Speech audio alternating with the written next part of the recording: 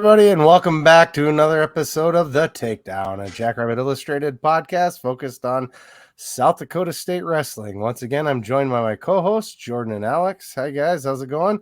And we're also joined by our special guests, Clay Carlson, Tanner Cook, and Tanner Sloan. How you guys fellas doing tonight? Great. Yeah, pretty Thanks good. for joining us. Hey, this is not the first time for any of us on this podcast. Normally, we kind of go around and ask questions, but I'll just ask this question. Any shout outs you guys want to give since you're live on the air? In front of our tens of fans.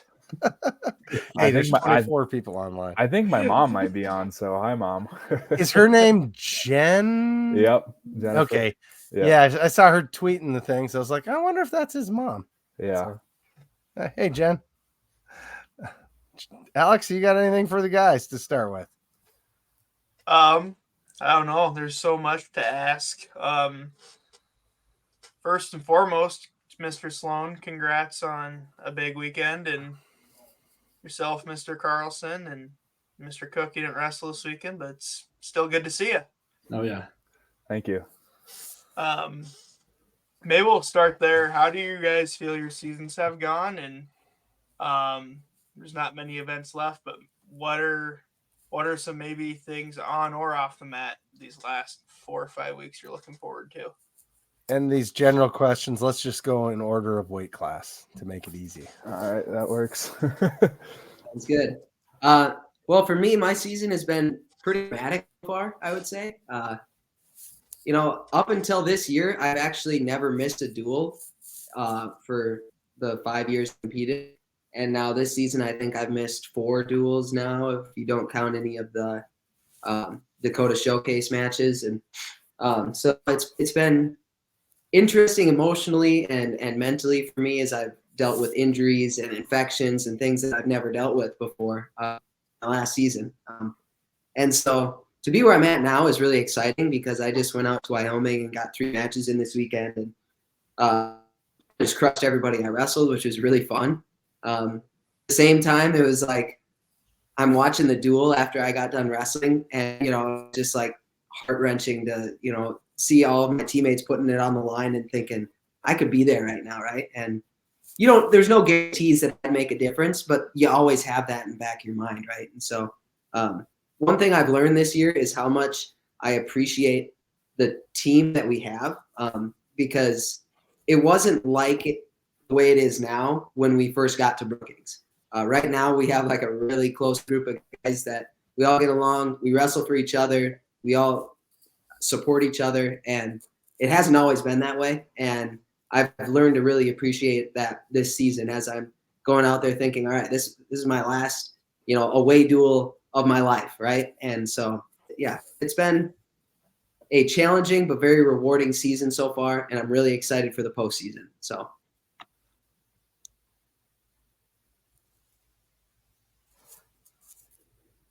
Alrighty. I've had kind of a similar season to Clay in a way. I had a back surgery right after NCAAs last year, and kind of got banged up again this year. And I'm unsure as to how my life will be when I'm done wrestling in regards to like what I'll have done right after the season and whatnot. So it's been a rough season for me. I spend the majority of my time off the mat, which kind of sucks because I want to get better at wrestling, and in order to get better at wrestling, you have to wrestle. It's not like you can go run on the treadmill and all of a sudden you're really good at wrestling. So I spend a lot of my time in the mornings with Cam Simez. Actually, every morning at 9 a.m., we're doing just the most random things to try to strengthen my back and my hips. But I think the hips is because he's trying to get his stronger from his hip surgery. But I've just been trying to get my body healthy for March. I know I would like to have wrestled in some of these duels and done better. Like Clay says, I almost came back because of our team. It's just incredible kind of like how our team is molded together compared to what it used to be. And no one really cares in a way. It sounds bad to say, but about the duels. Like, yeah, we would have loved to have Clay at our duel. I would have loved to have wrestled. Would have been a tough one for me. But it would have been great to have Clay there, but in all reality, by the time NDSU rolls around, no one's really going to care that we lost to Missouri. And then also, even further than that, when we get to the Big 12 tournament or national tournament, they want national qualifiers at the very least, All-Americans, national champs. And if we do that, then we'll have a good team finish, and then that's kind of just what it all comes down to and what people really care about, especially the true wrestling fans. So I'm excited for it. Yeah, so I've been in their situation just previously 2 years ago with injuries and emotions, mentally, physically, and it's tough, and I feel for them. So yeah, it's kind of you got to deal with it, but you do what you can do, and you finish your career out with no regrets. And for me, I mean, I've had a pretty good year, I would say. I've took one loss in the Vegas, but ultimately that kind of refired me a little bit for the rest of the season, and just kind of training each day as I don't have another day. I don't have another season, so the days that go by can't be made back up. So my mindset has kind of changed a little bit going into this season and the last month of my career, as far as like I'm going to do everything possible to accomplish one of my goals. And then with that being said, like as far as a team, like if I can do as best as I can for myself, I know I'm ultimately helping the team out, and that factor as well. So that's just kind of how my senior year is going. But as far as a team perspective, man, it's been awesome. It's probably my favorite team for sure. In the 6 years I've been here, we have a culture. We've kind of shifted the culture and changed the culture. Us three, this group of seniors, we started together, and it's just been one of the biggest reasons as well, as what Cook said, is why I want to be back here as a Jackrabbit. And that goes to the coaches and the recruits that they bring in, and the rest of the teammates that we have that have the same goals as us, and look forward to seeing what some of these younger guys can help push this team in the future. So that's my take. So as you guys all kind of look on to bigger and brighter things, I guess, after college wrestling, as they say. I don't know if life gets any better after college, but that's what they say. What do you guys feel strongly that you guys set the right culture for this team to succeed for many years as you guys go? I would definitely say yes. I mean, I think about, the incoming freshman classes that we've had since, Tanner and I's class when we got here in 2018. And it seems like all of the guys that maybe aren't the best for our culture and our atmosphere tend to be the guys that end up either quitting or transferring. And that's just the way it's been. It's almost like a natural filtration system, where it seems like the guys that don't fit in with the system that, Coach Hahn and the rest of staff are building just kind of realize that maybe this isn't the place for them. And a lot of times it's something where they're just like, this isn't the place that they want to be. And so most of the guys that we have on the roster right now, if not all of them, kind of fit the mold in terms of what we want for, personality traits and just the moral system behind the guys that are on the team. And so it's really changed a lot in the last 6 years, but we are at a point now where it's like, every single one of my teammates I would consider to be a great human being, and it's really fun to just interact with all these guys. So. Yeah, I would definitely agree. I always didn't fit that, I guess, stereotype. I would say that our coaches, you kind of adapt, or you kind of leave in a way. Like, we have a lot of diversity on our team for a lot of reasons. But I would say that in a way, they kind of can like institutionalize you, you know, like when someone kind of like goes to prison and you come out and you're supposed to be a changed man, right? Like I went from just being like, I'd gotten horrible grades at one point, and last year I got a 4.0. I'm getting my master's. I didn't even think I was going to graduate college. I don't like get in trouble. I go to church sometimes, even like, not that that's everything, but I've like, they've done a good job, and I think they do a great job in molding these kids that might not have even the best direction, or they might have not had the best hand of cards. They might have had a rough life, even for some people, and just turns them into respectable young men. I think one thing that I would recommend that we might try to work on a little bit harder is maybe getting some connections post wrestling for our wrestlers to kind of get employment specifically in the Brookings area. Because when you look at all the best teams, they have past wrestlers, or they don't even have to be training for, like the Olympics or world teams or anything like that. But just to be able to have guys come in the room, like we have like Luke Silverberg's in there all the time. Like he goes and does his normal job, and he comes in and still whoops up on guys. And he can't, as soon as he walks in the room, usually even before he gets there, he's already got a partner. Someone's texted him and asks if he's coming to practice. So I think that would be great for our program to, try to find some employment opportunities around here. I know that Brookings is kind of small, but to keep some of the guys around, because as we were saying before, that's not talked about enough. Is like, what are you going to do when wrestling's done, right? For most of us, it's all we've known for 20 years.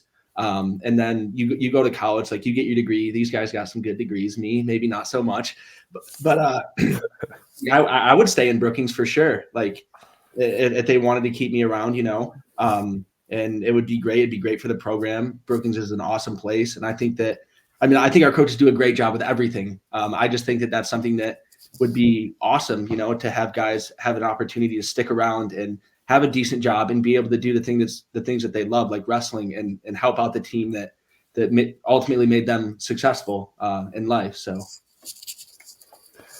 I guess, they took most of the words that I was going to say as far as a culture standpoint, and how our coaches develop us as not only athletes, but, people in society as well. And, the great thing about Brookings is the community and the support system for, Jackrabbit Wrestling, but also the other athletics. And that's where I consider like Brookings my home now. I've been here for 6 years. I live, probably 90% of my time in Brookings, the other 10% on the road or in Iowa back home with my family. But that's just kind of the culture and how I've developed over the last few years of being a Jackrabbit, and, goes back to, mainly the coaches developing us as, young 18-year-old men to, mature, we're 24, Cook's 25 in a couple days. Right, Cook? Happy birthday upcoming. Yeah. So yeah, I guess I don't have much more to expand on that part of the culture standpoint as far as where we've been and where we are now. Maybe we should switch to a snake distribution, so you have to answer first after Clay answers first. Otherwise, he steals all your thunder. So yeah. Maybe we'll start with you then this time, and we'll go back the other way. I'd like to first just say thank you for all that you've done for the program, because we had Damien on last week, and we talked a little bit about how barren the cabinet was, so to speak, for Jackrabbit Wrestling when you guys came in. So you guys really, I know he helps direct things, but you guys are the ones that set that culture, and winning is a culture too. And you guys have exceeded at that. And so, winning's contagious, right? Right. Exactly. When you have guys, you have 10 guys in the lineup and you're winning, we 10-0 to Kent State, I think it was earlier. So it's kind of a snowball effect as far as, winning when it comes that way. And, everyone wants to win. So everyone's going to train to win. So, that's just kind of the culture. And if you're not training to win, so what are you doing, So that's just a fun way to look at each practice and workout. Sorry for cutting you off, but yeah. No, by all means, I'm going to let you talk. People aren't here to listen to me. They're here to listen to you guys. But, well, going down that same path, Tanner, and Tanner and Clay. Maybe there's one thing that you didn't expect in your career that helped you to have that winning culture in yourself. Tell me maybe what that was, something that, gosh, I didn't expect this to be the thing, or maybe somebody told you and later on you realized, yeah, that's really what it was. Is there anything? Jeez. I think I've changed my perspective after a season of injury and falling short that way. When you don't get something you want, you've got to change. And so, I think one of my biggest setbacks, but yet set forwards, was my shoulder surgery in 2021. And the COVID year, right? That was kind of the mixed year in between a weird season. And, you put so much in it for that whole summer because we had no idea if we were going to have a season. And then, I make the blood round and lose. And it was just kind of a heart-wrenching, moment. And then the following year, I had a decent season and I get to the national tournament. I go 1-2, and I'm like, I'm way better than a 1-2 guy. So it's just kind of those setbacks that ultimately kind of get you. And that's kind of where I've noticed a perspective change in the way I've changed from the previous years to like a season like last year where it was one of my best seasons yet. So.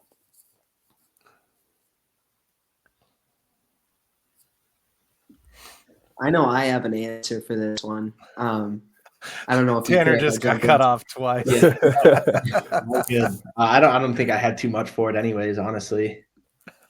Mine is definitely going to be very unique to me, but I remember after my redshirt freshman season, so the first season that I started in the lineup, I was one place away from qualifying for nationals, which the tournament got canceled that year. So, it is what it is. But still, that was the goal, to make it to nationals, and I was, just one match away. And I remember sitting down with Coach Saez, who I know I listened to the episode that you guys had him on, and I'm sure you realize how analytical he can be.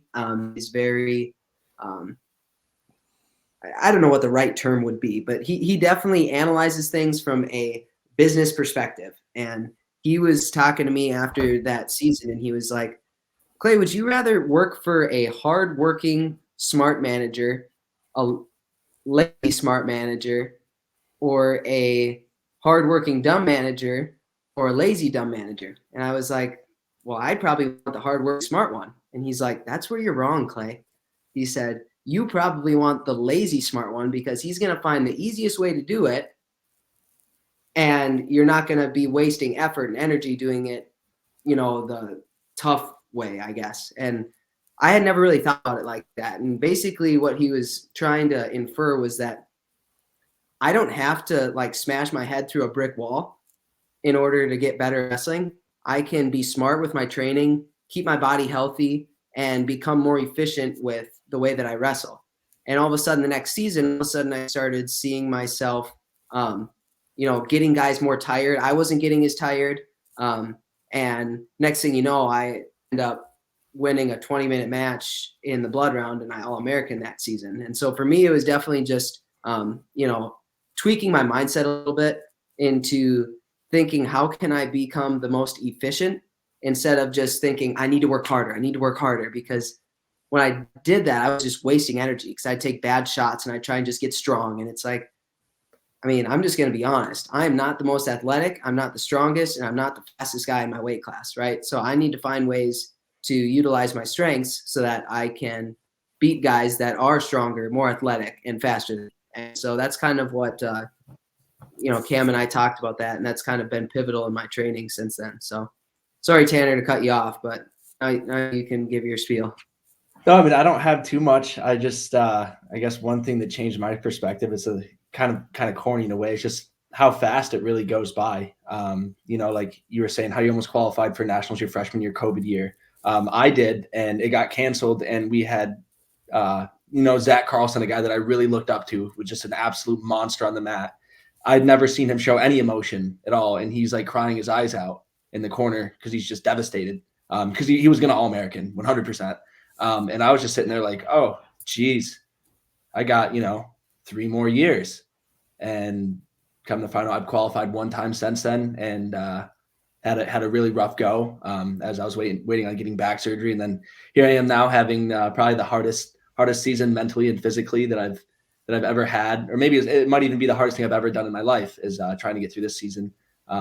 So I think that my perspective has changed. And Coach Hahn always used to say it, be serious. Like you're supposed to have fun when you're in college, but you have the rest of your life to do, the things that most college kids want to do. So it goes by quick, and take it serious and embrace like all the traveling, everything that comes with it, the wrestling, it's because someday it's definitely going to end, and it's coming to an end now, and it's kind of starting to set in, and it's kind of hard to accept in a way. Yeah, I definitely could understand those emotions. We're gonna throw it right back to you, Mr. Cook. You're gonna be chance to lead here, and I had a question canned up, but it ties into Mr. Corneman's comment question here. He wants us to hear about the time you foot swept Coach Hahn. And on that note, my question to all three was whether it's a current coach, past coach, current teammate, past teammate, who is like, you're walking in the room and Cook, you're with so-and-so today, who are you just like, oh, man, today's going to suck. For the three of you, who is, like I said, over your career, current teammate, former teammate, current coach, former coach, who's that been? And if you want to add some context to Mr. Corneman's comment as well here, Mr. Cook, it'd be appreciated. So my perspective has changed, like when I walk in the room. So when I first got here, if Coach Simes said that I was with him, I used to try to leave practice. Like if I was wrestling with him, there was multiple times where I tried to escape the room, where I was in fear for my life. Now it's like, it's great. When Coach Caldwell runs practice now, it's like, he's not going to get his hands on you, but it's going to be really, really, really hard. And I used to be afraid of Cade King as well, but we don't have to get onto that topic too much. He used to just come after me like crazy. Him and Henry Pohlmeyer was another one, just crazy tough dudes that they want to wrestle, and they want to wrestle hard, maybe even fight a little bit. But I mean, it makes you tougher for sure. As for the foot sweeping, we were down in Virginia, and I didn't have a warm-up partner because I warm up, or it was day before we wrestle. And my weight was pretty good for the most part. And I'm only on the mat a few times a week. And Coach Hahn's like, well, why don't we wrestle? And Coach Hahn has never wrestled with me before. We've never drilled, never done anything, because he says that I'll choke him. And I tell him that I will. But we were just doing nice and easy, and I just hit a foot sweep, and for whatever reason, he kind of went flying a little bit. We weren't wrestling live or anything, and he hit his heel off the ground. He said it went through the mat and hit the concrete. And he was off the mat for, I think, a couple weeks after that, and he wasn't mad at me because he said it was really nice, but he was just mad that it had just happened, I guess, because we weren't even finishing, I don't think. And I just it was pretty much just a little trip, and he wasn't expecting it and kind of fell pretty hard, but he is getting old now. So yeah, he said that last week when he was on. He talked about that specific incident and said it took him a while to heal from it. So yeah, it did. He was down for the count. I felt horrible, but he was a good sport about it. Mr. Sloan, I believe you're next. Who's either motivationally or demotivationally? Who are you dreading working with in the room? Today, no one. But when I was a freshman, Cam Simes. I'm sure Clay's will be Cam as well when he was a freshman. But that's when our culture wasn't the best, and he was making boys men at that point. And there was, there's times where Cam would just pummel you, and you would try to, like Cook said, leave practice, quit, something. But Cam found a way to get you through the practice somehow alive. But I kind of found Cam's weakness shortly after I took some beatings, and that was to mat return him hard. You're pretty good at that too, I must say. I do love your mat returns. And I think the last time Cam and I wrestled, he said, you can't be on top for more than 30 seconds and you can't slam me. So pretty much it was takedowns only, and it was like a 30-minute go. And, Cam, he eats like crap, but he doesn't get tired. Don't know how. But that was my take. The first one that came to my mind was Cam.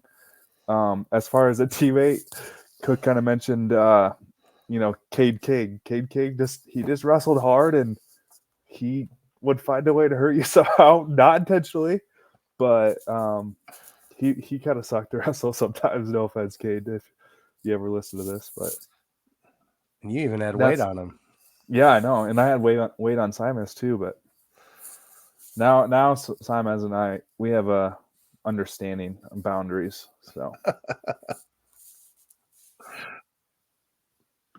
no, I don't need to beat a dead horse or anything, but yeah, when we first came in, if I had to wrestle with Cam, my whole mental game plan was like, just keep moving. Don't give up. Just keep moving. And that's all he was really looking for. He didn't want me to beat him per se. He just wanted me to keep trying. And basically, as soon as you started putting your head down, that just made him so angry that then he would really, like, he start choking you, or like, he's like smothering you with his belly and stuff like that. So then you got to fight off your back. And I mean, that was just the worst. But when I was a freshman and we had Coach Dardanes, whenever I'd wrestle with him, a lot of times it turned into a fight. I remember one time during the COVID summer, he was getting mad at me because I wasn't shooting. Well, I had hurt my knee, so it hurt to shoot. So I was just trying to pull him down to a front headlock. Well, he hates that because then his back and his neck get sore, right? And you guys know that my front headlock's my go-to, my bread and butter. And so he's just getting pissed at me. He's like, would you start effing shooting? And he takes a shot and smashes his tooth into my knee. And so my knee is bleeding all over the place. And we just keep wrestling. And I end up scoring off of his shot. And he's so mad. And he's like, takedown stays in. You keep wrestling. I don't care if you're bleeding. And so then we're out on the mat. And this next guy comes in. And I still have a scar on my knee from his teeth. It was pretty nasty. And yeah, Dardanes is just one of those guys. There were a couple practices where he just was like, all right, grab a partner. First one to quit. Then you guys can leave. And so you wrestle until somebody was like, I've had enough. And then they leave, and then you could be done with practice. Otherwise, you just had to keep wrestling. And so that was Baines. But then I know Tanner Cook mentioned Henry Pohlmeyer. That was another similar instance where it was like, you're probably going to get in a fight. And that was, tough. But nowadays, I think, if you were to ask a freshman who they dread wrestling the most at practice, it would probably be me. We've started calling it the freshman special when I wrestle with a freshman on a hard Monday practice. And Tanner Cook was the one who said it one day. I walked out of the locker room and he goes, let's see, we've got 1, 2, 3, 4 mats. And if Clay's wrestling in here, we've got 5 over in the weight room, 6 over by the air dines, and 7 if you count the front entrance. And so he's just, when I wrestle with the freshmen, if they keep backing up, I'll just run them right off the mat. And then we just keep wrestling in the weight room. And so, sometimes I get a little carried away, I guess. It's all in. For a moment there, Clay had a freshman's back pinned up against the new windows of the wrestling room and had a sweat streak for a little while. Clay, you're so mean. I know. Do you guys think that Simes is that you guys have became men so you guys can compete with Simes, or do you think Simes is just getting old now? I think he's getting old. Something's changing quick. After every duel, even against Oklahoma State, I'm like, we've had a couple long talks in that locker room. Whenever things start to go south for whatever reason, when we compete there, they go really south. And we've had some long talks there. And this whole year, we've had a couple hiccups for sure. He has never once said anything negative. He's like, I might be a little bit different. I think you guys wrestled pretty good. And the other coaches are like, all right. And then they'd go and have their talk with us. And so I think that something's changing drastically with him. I don't know what it is. I've been trying to figure it out, but I can't quite figure it out. So we do have a write-in question here. If you'd want to go ahead and answer this, who do you guys think would be the best MMA fighter on the team? Matthew Krill asked. I don't know if I have an answer right away for that. I don't know if we have anyone that's looking to get into a fight in practice or wanting to, kind of. You can kind of tell like some guys how they carry themselves, but I don't know if anyone comes to mind. I would say my first couple years was definitely Henry Pohlmeyer. Yep. That dude. I think he did fight. He was supposed to fight, and then he never ended up fighting. But okay, he was pretty good at it, actually. I think if someone were to train to become a fighter, I think that Tanner Jordan would do a pretty good job because you can punch him as many times as you want, and he'll probably just look at you. You got to be a little psycho to do it. Yeah, too. I think that Cal Swenson could probably be a good fighter if he were to train. He's pretty athletic, and he's actually a pretty smart kid when it comes to just wrestling in general. But that's like completely different. Like you don't have to be an amazing wrestler to be a good fighter either. So. I think Danny G would be decent too. Oh yeah. I didn't even think of that. One of our freshmen. I've seen him do some jiu-jitsu stuff, and he doesn't look too bad once he gets down on the mat there. But I don't know how his striking would be. Better than me, I know that. I'd get tickled in the chin, and I'd get knocked out. So who's the? Go ahead. Didn't that was it Sam? He was like. Would have been your guys' like sophomore year, maybe junior year. Sam Grove, that was his name. Didn't he try and go do some UFC fighting too or something? Oh no, who did? Brett Bye. Brett Bye did. Yo. He was. I think he fought a couple times. Yeah, I didn't really know him too much, but yeah, that was kind of him going out, us coming in, kind of thing. So we didn't really. I'm going to answer this and say 3 years ago, I'd say Tanner Cook. But maybe I think that's changed a little bit now. Yeah, I thought about it when I was younger, but I've never really been punched in the face, right? So I feel like you can't really train your jaw. I know that some of my brothers have fought a little bit, not necessarily as a sport. Not sanctioned. Unsanctioned. My brother Landry, he'll be up here for senior night. He doesn't go out much or do much because he's kind of a lunatic and a big boy. But I feel like I would have done all right maybe. Now it's a little bit different after so many injuries, but yeah. How do we make Cade DeVos more mean? He doesn't seem mean to me at all. He's an excellent wrestler. Not taken away from that, but like the guy's very smart, very calculating. I see him doing that out on the mat, but like he just doesn't seem to have a mean streak to me. Is that just me, or what do you guys see? I don't think he's not very mean either. I don't think. I wrestle with him, once a week, or we have this year. Kind of started more so in the fall. Was more we wrestled more, but he's tough. He's tough. Oh yeah. But I mean, he always gets bloody noses and stuff, and he just comes right back and keeps wrestling. I don't know if he's really a mean guy per se, but he wrestles dang hard. Yeah, he does. I mean, I'll say that he's mean. I don't wrestle with Cade anymore. He was we used to get after it when he was 57-pounder, and then all of a sudden he's 2 inches taller than me, wider than me, stronger, faster for sure. And he's not necessarily a mean wrestler, but it's not worth my time or his really, because he just takes me down 30 times and I'll catch him on his back once. And I just get so frustrated that I think he's mean. So it's honestly probably like 8 takedowns to 1 7-point move or fall for me. So he gets his reps in and I get one good one, and then that's about it. So I get really mad about it. So I'd say he's mean to me.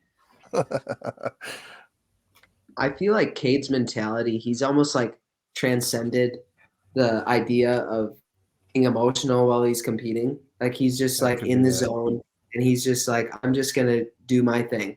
And he's very like, he's one of the most technical wrestlers that we have on our team. Just the way that he can constantly find ways to get angles and get to legs. And then, I mean, one of the biggest improvements that he's made in the last, year, couple years is his ability to just finish shots. I mean, he used to get to guys' legs and they would scramble and be stalemate. And now he gets to guys' legs and you see him score in like 3 seconds most of the time. I mean, you saw that his match on Sunday against Missouri where he gets to that guy's leg and he scores in 3 seconds. And that's not how that went the first couple times they wrestled. No, and that's why I don't wrestle anymore. Yeah. So I he doesn't. I give myself a little credit because when he gets to my big heavy legs, he's got to work, and so when he gets them 74 pounders, it's like light work for him. Yeah. So I think that he's kind of moved beyond being mean because he's just like, I'm just better than you, so I'm just gonna beat you now, and that's kind of where he's at. So.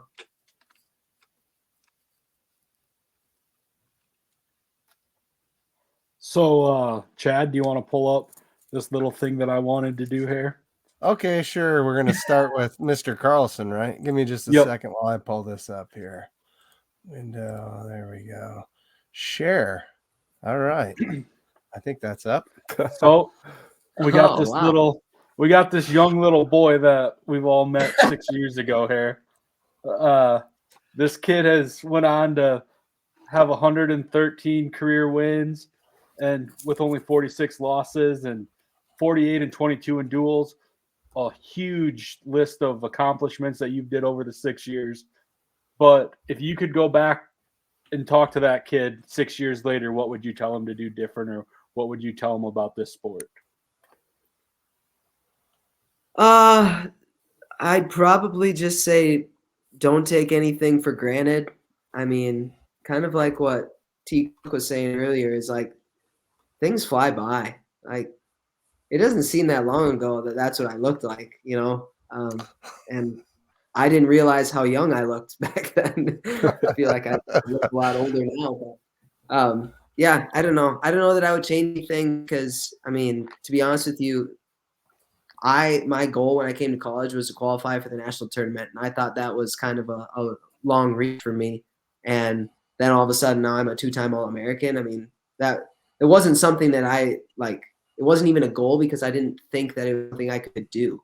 And so, the fact that I trusted the coaching staff enough, and I don't know if it's blind confidence in myself or what, the fact that I got to the national tournament and then ended up placing the first time I was there. But yeah, I feel like when it comes to the national tournament, I just, for some reason, seem to have an ability to just take all the pressure off and be like, hey, we're just going to let it fly, right? Last tournament of the year, let's go have fun.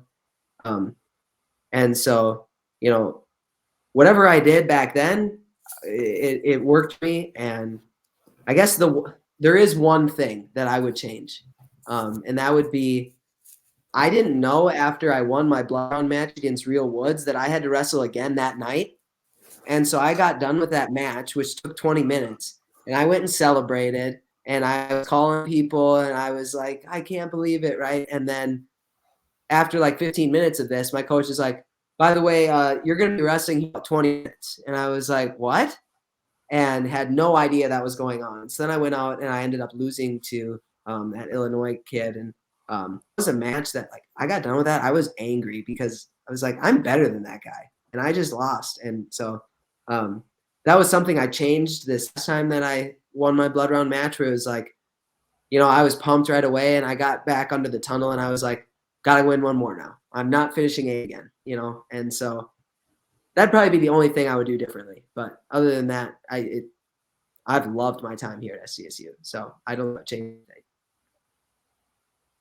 Mr. Tanner Cook, the long, shaggy hair boy that, I don't know. I'm not going to lie. I was thinking about today when we were doing this podcast on how much you've grown up. Yeah, you don't have to read the whole record thing either. That's all right. Everybody listen. Hey, you got 64 wins for this team, 36 dual wins. You got multiple accomplishments also. No one more exciting. No one more exciting. And I think that you've been the one that has grown the most on this team that I've seen following you guys for the last 6 years. What would you give this kid for advice? I would say as a person off of the mat, I've definitely grown.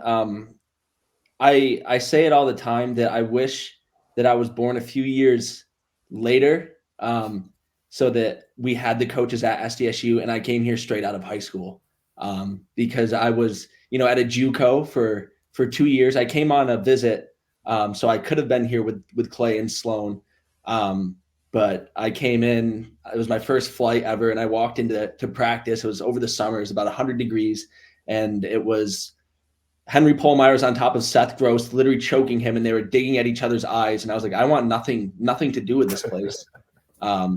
So I wish that I came here earlier, because the coaches that we have now I know a lot of kids at Wrestle in College. I have a lot of friends at Wrestle in College. I've visited quite a few schools. There's no place like Brookings or our coaching. But I guess the advice that I would give to my younger self, and Coach Hahn, if he's listening or he listens to this, he's gonna be pissed. It would have been to do the right things off of the mat. I worked hard in practice. I was forced to, for the most part, by Cam Simez. My freshman year, I came in as a 49-pounder. He told me, you're gonna wrestle 165. I weighed like 160. He would lift with me. He would practice with me. He used to drop the bench bar on my chest and just like walk away. So I had to throw the weights to the side to get up. I would say, it would just be to do the right things off of the mat. I wrestled hard. I practiced hard. Like work hard in school, be a good person. Maybe volunteer here and there. Like I try to now, but it'd be just do better off the mat, with your extracurricular activities. Be smarter when it comes to the weekends and whatnot.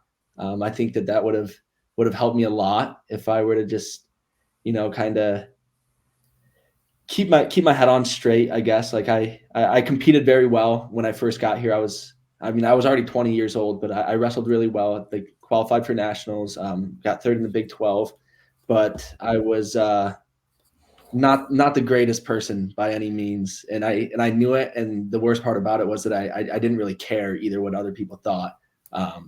So I think that I've grown a ton as a person. I've grown on the mat for sure, but as a person, I would say, to definitely just, you have the rest of your life to do whatever you want to do.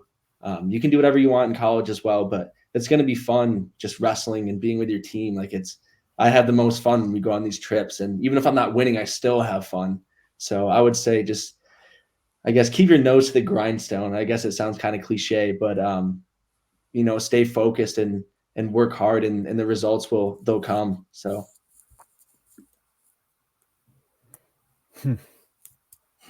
That's a while ago, huh? Yeah, that's quite a while ago, huh? Yeah. That kid wrestled in a lot of tournaments, right? Yeah. Hey, I didn't even have cauliflower ear in this picture, and that was how young I was. I got it about 4 or 5 months later. What would I tell myself, man? Clay kind of hit a little bit of it too, was, his goals coming into college, he exceeded them after, a couple years of being in the college room. And I had kind of the similar goals as Clay, be a starter and a qualifier and standpoint. And then you fast forward a year or two into our careers, and, we're top 10 kids. Clay's an All-American. I'm a blood round. I make a couple junior world teams, or made a junior world team and a U23 world team. I guess just keeping my eyes open, my options open, and, kind of come in each day with a purpose. It's weird saying that now as we're approaching 3 days left of our careers. And we're keeping, each day we're, making the most out of it. And that's something I guess I wasn't always consistent with when I was younger. Was, one day I wouldn't feel like doing something. And I would just kind of go through the motions. And now it's like looking back when I'm a redshirt freshman, if I didn't go through the motions that day, maybe I would have won the blood round match or something, when I was that sophomore year. So it's definitely been, a lot of growth, trial and error. And, everyone older than you that's gone through it tells you, and you still, just kind of, go your own way. And I guess advice for myself, that would be what I would do or change. But like advice for other kids, I'm going to beat the dead horse until, someone's like, I've had a undefeated 4-time national champ career. I mean, there's not a lot that goes wrong with that. So until someone says they've done everything they've could and accomplished that feat, then, maybe I'll reconsider some advice for younger people. But that's kind of my take on my younger version of myself. That's awesome. Thanks for sharing that stuff, guys, especially more personal details there. Kind of to shift gears back to where we're kind of going before. So I feel like there's definitely identity with the team, very much blue collar, lunch pail, use all those cliches, work ethic in the room, and it shows all you guys on the mat. And we draw way more stall calls than we give. But as far as wrestling style, I would say all three of you guys have a very unique style. So I don't know who wants to go first here because I don't know that you can necessarily steal each other's answers. But what would you say the influence of your styles and where that came from? Clay, you want to start? Yeah, I can start. My style, I guess, is very similar to Cam Simez's style when he was in college. Just the way we go about it is slightly different. Cam Simez is tall, long. Like me, he's not the fastest guy. Definitely one of the strongest guy at 197 when he was in college, right? But his game plan was to wrestle really smart and really hard and get guys really tired, because it doesn't matter how athletic you are. When you're tired, you can't move the same. And so we kind of started talking. We were looking at some of Gabe Dean's matches because although he's a lot bigger than me, we're built similarly and we can wrestle similarly. And so we were watching some of his matches, and I kind of started to develop my own style, using some of his stuff, using some of his stuff. Even my brother Colton, he was just the classic, I'm going to go get down by 2 takedowns, and then in the third period, I'm going to score 4 takedowns and somehow major the guy. It doesn't make any sense, but that's just how he wrestled. And so when I kind of figured out that I had a gas tank that was a little bit unusual and that I just didn't really ever get tired, it was like, I need to find a way to use this to the best of my ability. And I don't know that I could have done that without Cam's help, because he kind of taught me how to not wrestle like an idiot, for lack of better terms. Because I used to I was just full sending every situation and wasting energy in certain situations. He just kind of helped me become smarter with my wrestling. And, another part of my style is my front headlock series, which is, I don't know how I got good at it, to be honest with you. It's something that I do all the time, and I am really successful with it. And so that's one thing that, like, whenever I run wrestling camps over the summer, people ask me, if you have advice for my kid, what would it be? It's always like, get really good in a front headlock, because if you're good at down blocking, if you're good at shot defense, if you're good at snaps, you're going to end up in a front headlock. And I looked up some statistics of the national tournament, and the number one most scored takedown at the national tournament is out of a front headlock. And so that's kind of something that I've taken to heart and have been like, all right, that's something I need to develop, and I need to get really good in this position. And so, yeah, I guess that's me and my style. But I would say mine's definitely a little bit different. So when I first got to college, I wasn't very good at wrestling for the most part. So I had to find a way to somehow score points, or hopefully put a guy on their back and be able to hold them there. Because I also didn't like to wrestle for 10 minutes straight or 7 minutes straight, right? Like, who wants to get physically exhausted and then somehow lose as well? So not only are you dog tired, but Clay, you've also lost.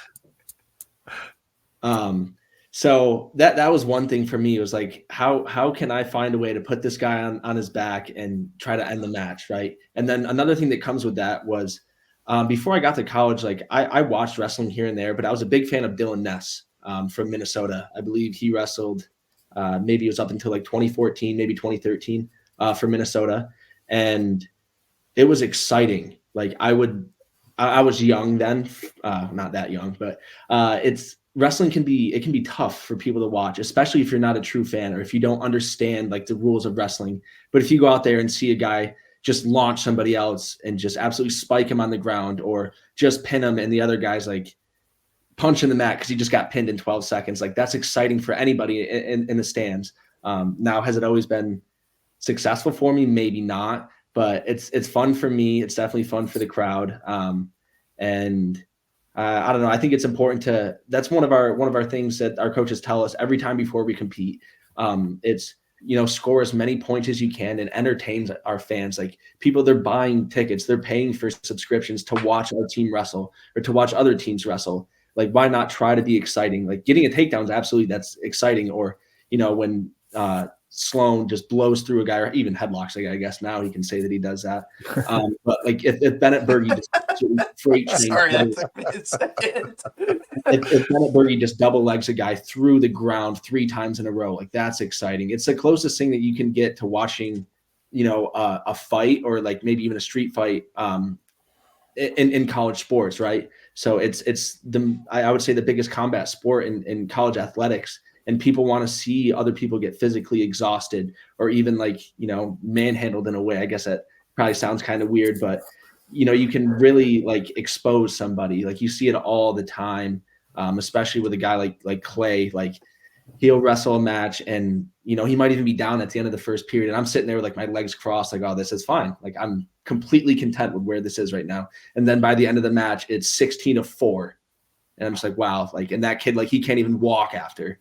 And it's just, it's exciting to watch. So that was one of the things that I think that I was after, was just trying to be exciting. So yeah. Mission accomplished.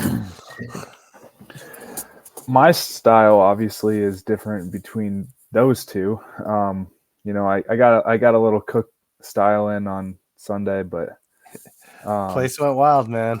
Yeah. I guess from when I was growing up, and I had no idea or realized that I was a left leg lead until like my senior year of high school. And, for people that are right-handed and you wrestle a lefty, it's a different feel. A lot of people are right-handed. And so when you get thrown off by a lefty, it's actually kind of challenging. And I've seen the same differences when I wrestle a lefty too, is that it is a little bit harder. You're used to hitting attacks on one side of the body or something like that. And so then you have to try to get to the other side of the body or try to force their trail leg up. It's different. So I kind of realized that asset later in my high school career. And I think part of that just came from how I grew up learning wrestling through my kids club, because our, kids coach was a lefty and he showed everything lefty. And so when you were taught one way, I guess that's just kind of how you grew up doing it. So I think that's part of my style of my left leg lead came from, thinking back about it.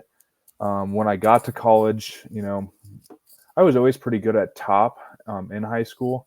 I hit a lot of cradles and I would do 2-on-1 tilts, but I never kind of rode that ankle ride. And I think that style kind of came from the short time I had with Seth Gross. He did a lot of that ride. And then I just kind of took pieces of all those things I've learned over the years and started making my own style. And, Coach Hahn, always preaches like, if you're good at something, you get really good at it, or even Simez, and so like I've got a really good grip, and I just use that to my advantage of, you see me out there holding on to guys and they're shaking their wrists trying to get free and I'm chasing them down. That's just part of the style that I've evolved over the, my college career and end of my high school career. and, just maturity and, knows the grindstone and always having an open mind and wanting to get better. And I remember a specific example was the year I made the junior team. We had to go to Colorado Springs for our team camp training or whatever. And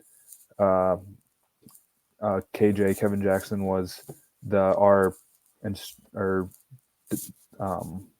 what do you want to call it? Our coach for our junior team or whatever, representative. And some of the practices with him, with like some re-attack stuff, I've kind of, I wasn't a big re-attack guy or, thought of ways or to get to legs until I went through a couple practices with him before we went over to, Estonia and wrestled.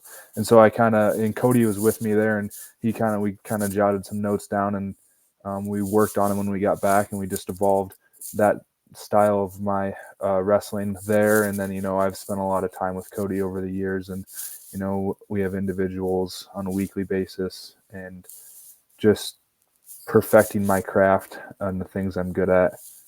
And that's kind of created my style over the last few years. Fair enough. We did have a write-in question asking about, Tanner, you talked about Berge getting those dual two-leg takedowns and driving guys into the mat. Somebody here, Matt Krell's asking, do you think he'd be a multi-year national champion? The dude's super good. I think the sky's the limit. Maybe talk on that, and then who else do you think we're going to see at least podium in this year, next year, that we haven't necessarily talked about? And sorry, but exclude yourselves, I think. I would be surprised if Bennett doesn't win at least one national title. The guy, he doesn't even really cut weight. Like last year, we sent him out just for a few duels, because you could do that now without burning your red shirt. And he was always the better wrestler, but he would get kind of like pushed around in some of the matches. Like he wrestled a guy from SDSU, and he was a more skilled wrestler, but he got like bullied a little bit. But granted, he was just an 18-year-old kid, versus a man. And then you fast forward this year, he hasn't really gotten much bigger, and he just beats people. He just beats them, and he beats them bad. In every competition, he just gets better and better and better. And I think that's not going to slow down. That's not typically, he's not a kid that's just going to like one day say, I don't really like this anymore. Like he works hard. He has his system of what he does, and it's working, and it's going to continue to work. And I think that he is going to All-American this year, and it's going to get better each and every match that he wrestles.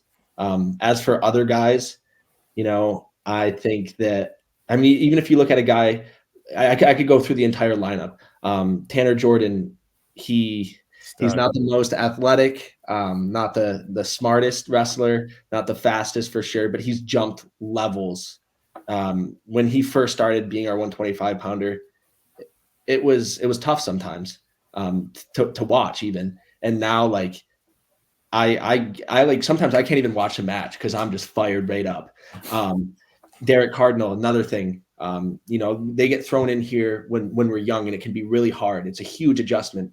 And he went from, I don't think he ever cracked the rankings last year. Maybe I don't even know if he came close. And then this year, like, he's taking out ranked guys left and right.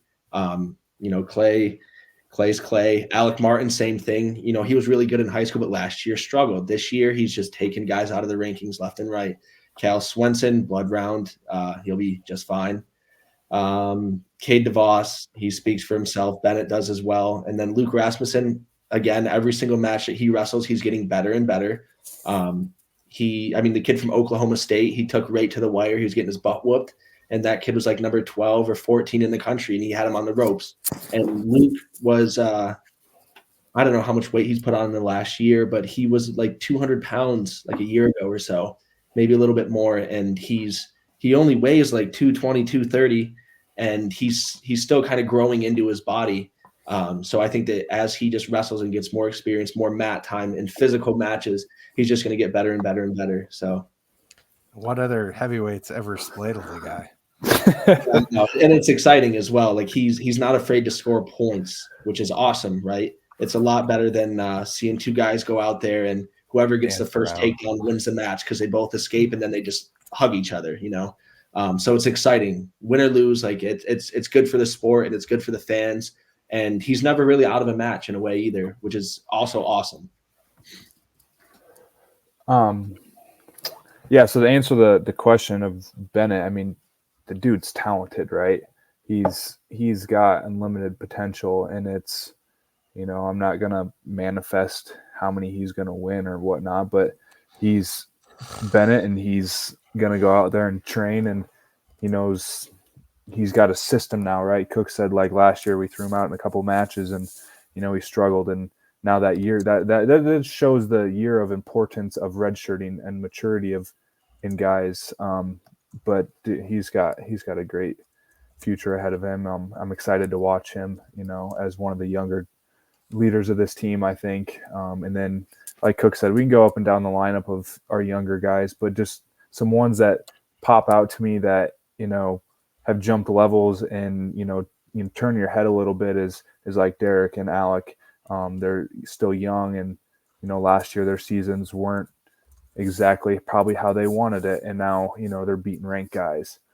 So I look to see those guys, you know, knocking on the podium, and if it's not this year, you know, in the next, before their career is over.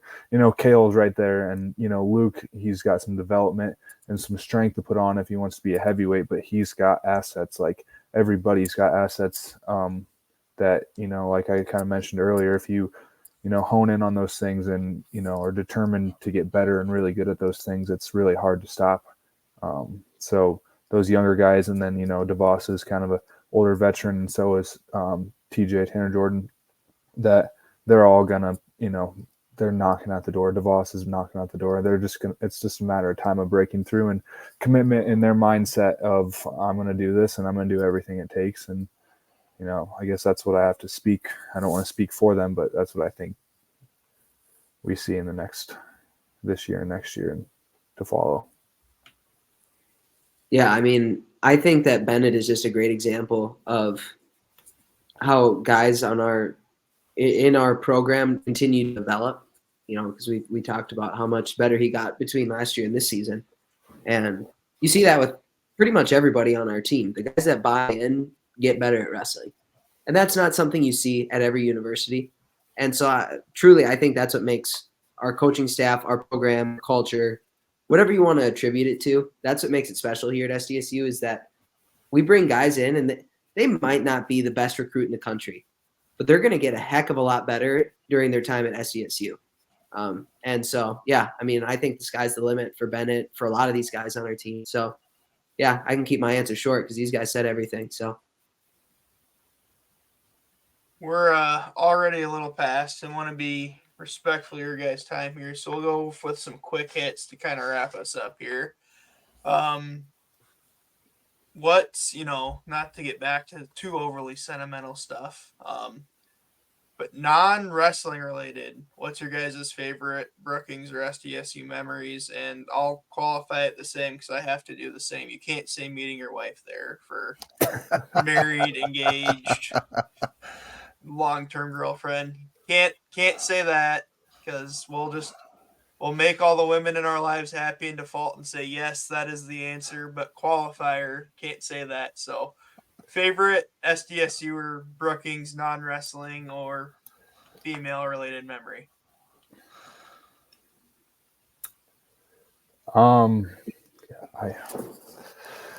They're all great, right? I love this place. Sorry, hon, I can't say you. I know she's listening, I'm pretty sure. Yeah, I mean, got engaged in the fall, and we're getting married in August. By the way, thank you. You know, memories. You know, I'm an outdoorsman, so, you know, the connection of, you know, hunters and fishers that I've met, and allowing me to go with them on, you know, fishing trips, hunting trips. I've shot some nice deer in South Dakota, so that's been a really good memory. Outside of wrestling and community base of people that I've met and, you know, kind of became friends with. So that's up there, shooting some pretty big deer, and it's pretty fun. I'm sure I'll have more pop up as soon as these guys go, but I mean, that's kind of That's fine. We a put big you one. on the spot. So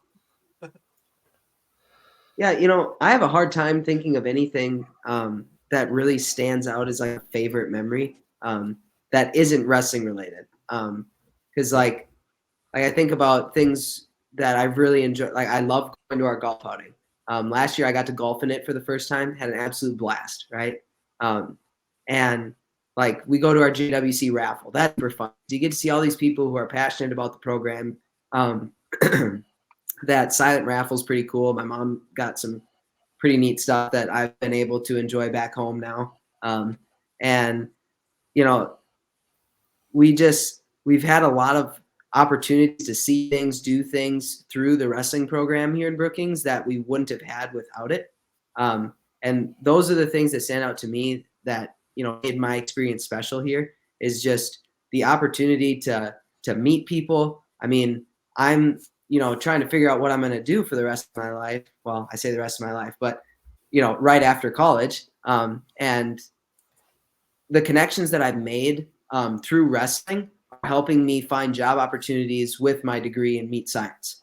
And that's something that I wouldn't have if I didn't have the support system that Brookings and SDSU fan base offers. Because, one of the guys that comes to our home duels and supports us, he's like, hey, if you ever need a job in the meat industry, just let me know. I'll hook you up with some people. And so sure enough, I reached out to him, and now I've had a couple phone calls with people, and, it's gone really well. And so it's just something that I wouldn't have had if we didn't have the support system that we have here at SDSU. So I don't know if I necessarily have like a favorite memory either, but I mean, a lot of things are wrestling related. I guess I could just say what I like about Brookings. I've become a huge fan of Brookings. I definitely didn't like it at first, being from New York. I really like how close the community is. Like even over the summer, there's just kind of always something going on, like within the I guess city or town. And I really like that. I got to know like my neighbors. Like Jordan for a little while was one of my neighbors. And you kind of it's a lot different out here. And you can walk home from a night out and not really have to worry about anything. Chances are if you forget to lock your car or even your door at night, chances are things are probably going to be okay. So I've like grown to really appreciate that. Growing up in a place where it's just like, you have cameras everywhere and everything's always got to be locked up. Not that that's like a bad thing, but I've just grown very fond of, like the tight knit community here. And, there's always like parades going on, like homecoming's like a huge thing here. They had like the downtown at sundown over the summer. Like I've been a couple times, and it's just like, I think it's really cool to see a community that kind of like all comes together for things like the trunk or treat. Like I'm always handing out candy on Halloween and stuff. Like I've become a fan of kind of like, it's almost like old man stuff, but I think it's important because they don't really have it where I live. And I've become a huge fan of this place. So. Yeah, that's cool. I know Jordan's got one last thing to ask too, but I want to ask real quick. Clay, what's your favorite cut of meat? my favorite cut of meat? Yeah. It's kind of off the wall, but it ties in with what you said. Yes. It depends on if I'm going for strictly quality or if I'm going for quantity as well, because, shortly after the wrestling season's done, I'm going to be done cutting weight forever. And I'm probably going to go get a porterhouse steak from Outback or Texas Roadhouse or something. Not a tomahawk guy, huh? Because it's got the tenderloin on one side of the bone, and then it's got, some of the tougher muscles on the other side. If you just buy a filet mignon, you just get a 6 or 8 ounce filet, whereas I can get the same exact filet and then the other side of the bone that's got the tougher meat as well. And I'm going for quantity there. And so that's what I'm looking for. So yeah, I'm a pretty big fan of the porterhouse. So right on. Sorry, that was kind of a weird question that just popped into my mind. So Jordan. Since I won't be there this weekend, since we're down in Georgia racing, I'm just going to kind of tell you guys each what I would say to you guys after the duel on Sunday and kind of incorporate a couple little things here. But I'll start with Sloan first. thank you for everything you've did for this community and the school and everything you did for 6 years there. I mean, you'll always be remembered. I remember you were my first ever interview when I decided I was going to be a journalist. I did an article on you and everything. And through them years, I mean, we've had conversations when you're struggling and conversations when you had to go through surgery. And you, without even knowing it, probably have helped me through a lot more than you could ever even think you did. But going back to that article that I interviewed you on the first time, it was after one of your trips overseas to wrestle or whatever, and the JWC raffles this weekend. So why don't you touch on that a little bit about that? And So to get your tickets. I guess if anyone's listening that haven't bought their tickets, you can go, if you have my number, text me. I can, or call me. I'll help you out. But you can go to the website. I think it's just JWC Wrestling Club or JackrabbitWrestlingClub.com or something. And there is a drop link it says raffle or fundraiser, and then you can go to raffle. And the raffle is this Saturday night, and their tickets are $250, and it gets you admission for you, one and another plus one, so two people. I think it's a meal and all you can drink and eat, I think. And then there's a silent auction, and then you have a chance if you buy that ticket to win $10,000. So, and there's door prizes, so everyone wins a prize, whether it's a shirt, hat, poster, something along those lines. And then the ultimate prize is, the 10,000 if you're the last ticket number called. And then there's, like I said, silent auction. And it's just a big fundraiser for, trips like you mentioned me going overseas, sending guys to Vegas for junior trials or U.S. Open, U23s. Those are all trips that we get to do in the summer. That's funded by JWC. So, yeah, if you're interested there's sponsorship options as well for, $500 and $1,000. So, which those sponsorship options are really good advertising opportunities, because basically the JWC is going to put out those sponsors. So if there's businesses out there that are looking to support, the wrestling team, the program, us athletes, coaching staff, whatever it might be, and also, so get some advertising for your business, it's a pretty good opportunity. So I'll go with Clay here next. Once again, just thank you for the 6 years, everything that you did for the community and the hard work and everything you put in. I mean, all three of you guys, obviously helped build that new practice facility, and you all left your legacy on Jackrabbit Nation. But my favorite thing with you, or my favorite memories with you, is when I traveled to learn that you knew how to play the piano so well, and just all the multi-talented things you are outside of wrestling. Like, it still blows my mind that you're as good at some stuff as you are just outside of wrestling. But for you, let's just talk a little bit about the luncheon tomorrow and what that would all entail if somebody wants to go check that out. So tomorrow at noon at Cubby's, the coaching staff is gonna just talk about last week's duel, talk about this upcoming duel against NDSU, and basically at that luncheon, it's just an opportunity to get to talk to the coaching staff. Sometimes they'll bring an athlete with them, one of the wrestlers, and you also obviously talk to a lot of other fans. Really invested. They tend to go to the luncheon a lot, and so if it's not something you've been to before, it's a good opportunity to meet people who are connected to the wrestling program and get like personal conversation with the coaching staff. A lot of times they'll answer, questions about each individual athlete, how things are going for us, what to look forward to in the upcoming duel and things like that. And so it's a pretty good opportunity just to go get a good meal and have good conversations. And once again, that's at 12 o'clock tomorrow at Cubby's Sports Bar and Grill here in Brookings. So sponsor of the pod. And then one thing here before I go to Tanner here is we also want to thank Bowen, Spencer, and Brandon for their commitment to Jackrabbit Wrestling. They weren't always in the spotlight, but they showed up to practice every day and worked hard to make everybody else better, and they'll definitely leave their legacy well here at SDSU also. And now to Mr. Cook.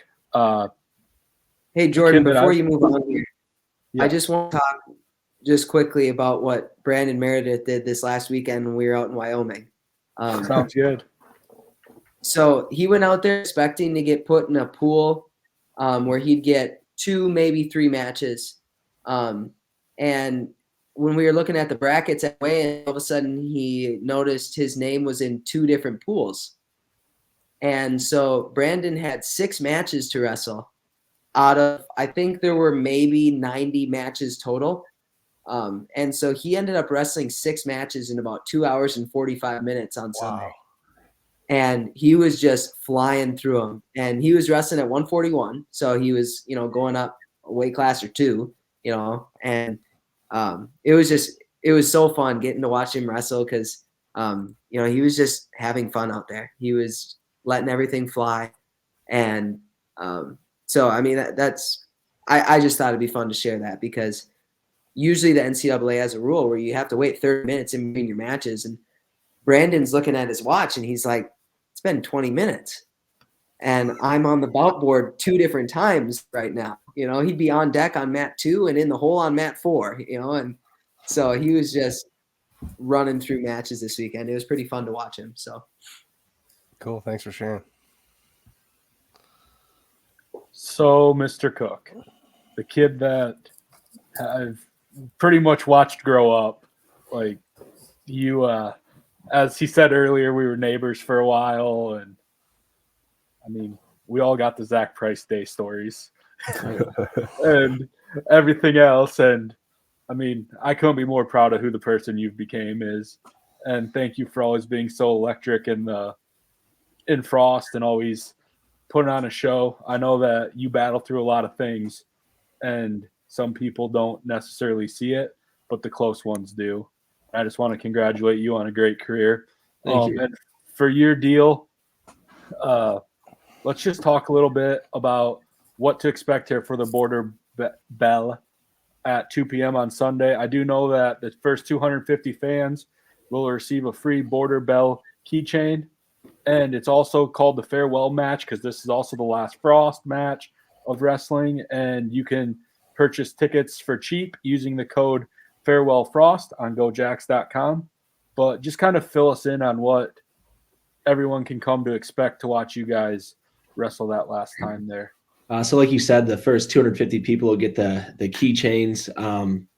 I really hope we don't have to carry the Border Bell over there. It's pretty heavy. And to be honest, it's probably not leaving Brookings anytime soon. I'm just saying it how it is.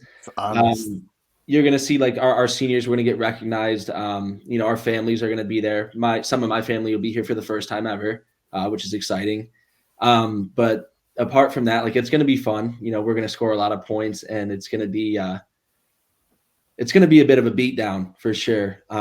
But it sounds bad, but being at SDSU, there's nothing more that people like to see than us just absolutely giving it to the Bison. So you're just going to see a big whooping is really what it's going to be. I don't really know how else to explain it. I expect us to put up probably roughly 30 points as a team, which is a lot in wrestling.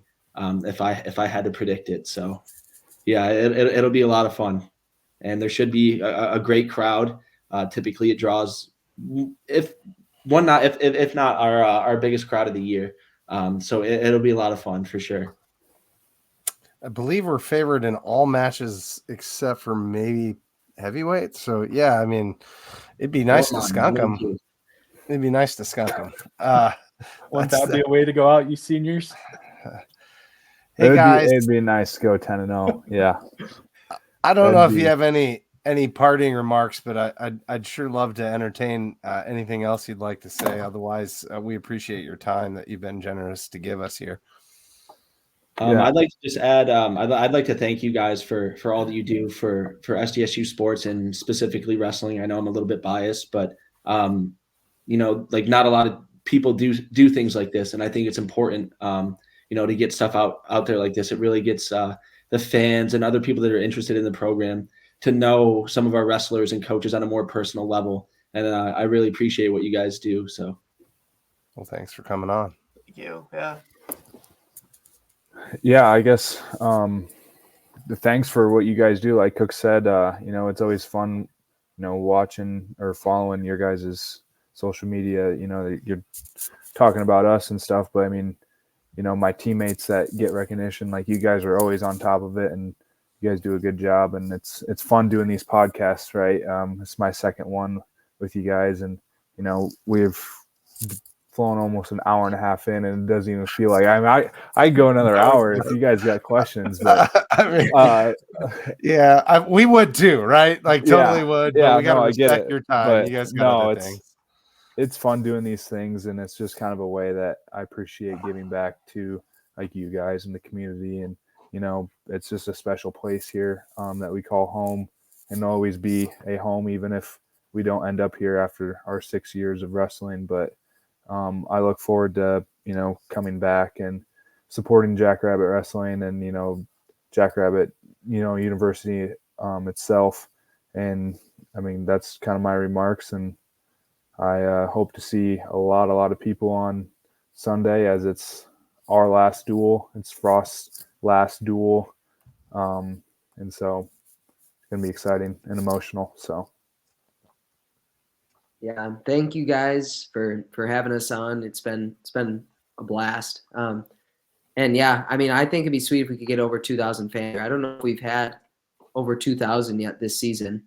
So, if we could pack that place, and it just makes it so much more fun to compete. We've got a big crowd there, and I mean, I think it's more fun for the crowd because it gets a lot more electric when things happen, right? And so, I don't know, the goosebumps that I've gotten in that building when the crowd goes wild, like it's incredible. It's one of the best feelings. And I will say, I've talked about my conditioning, my gas tank, right? And when the crowd starts getting into my match, I'm like, I could do anything for the rest of this match and I wouldn't be tired. It's just like that extra like energy boost where I can just turn it up another notch when we're in Frost and somebody's, the crowd's yelling. So yeah, it'd be really fun to just pack that place. Like I said, my goal is definitely over 2,000. I think we can get it because, it's a rivalry match. Last home duel of the season, last home duel in Frost Arena. In senior nights, there's a lot of family coming. So it'd be really fun just to have a huge crowd. So. Well, hopefully all you guys AA and win national titles this year, and we can have you guys all on one last time after the season to talk about the NCAA tournament. That'd be great. Yeah. I don't know if Alex has anything else, but if not, I think, how about, can you guys hold on for just a second after we leave here? But how about a go Jacks, a get jacked on 3? Alex, you want to lead that? Sure. 3, 2, 1. Get jacked. Get jacked.